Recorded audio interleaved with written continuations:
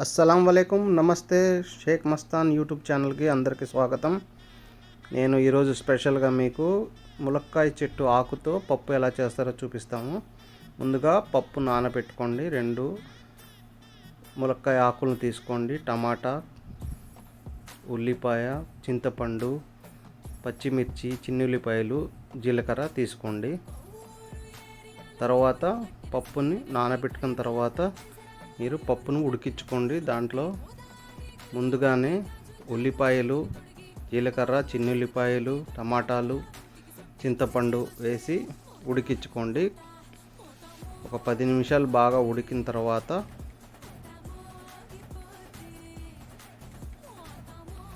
అంతా కలిపి ఉడికించుకోండి. తర్వాత ఒక కడాయి తీసుకొని దాంట్లో కొద్దిగా నూనె వేసి ఈ ములక్కాయ ఆకుల్ని కొద్దిగా ఫ్రై చేసుకోండి.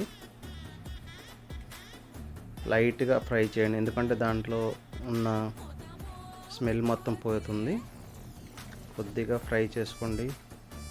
అయితే మీరు నా యూట్యూబ్ ఛానల్ ఇది ఫస్ట్ టైం చేస్తున్నాను నేను ఇట్లా మాట్లాడి. ప్లీజ్ లైక్ చేయండి, సబ్స్క్రైబ్ చేయండి, షేర్ చేయండి.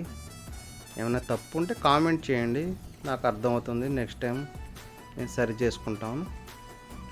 ఇలా కొద్దిగా ఫ్రై చేసుకోండి ములక్కాయ ఆకుల్ని. తర్వాత పప్పు ఉడికిన తర్వాత పప్పులో ఈ ములక్కాయ ఆకుల్ని ఫ్రై చేసిన ఆకుల్ని ఈ పప్పులో వేసుకోండి. వేసుకున్న తర్వాత కొద్దిగా కలుపుకోండి. దాంట్లోనే కొద్దిగా ఎర్రకారం, తర్వాత పసుపు,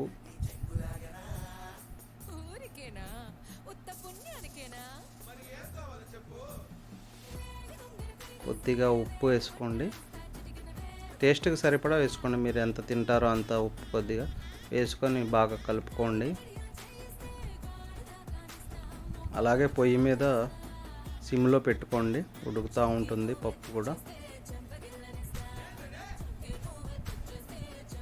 మళ్ళీ వేరే ఒక చిన్న కడాయి తీసుకొని తాలింపు పెట్టుకోవాలి.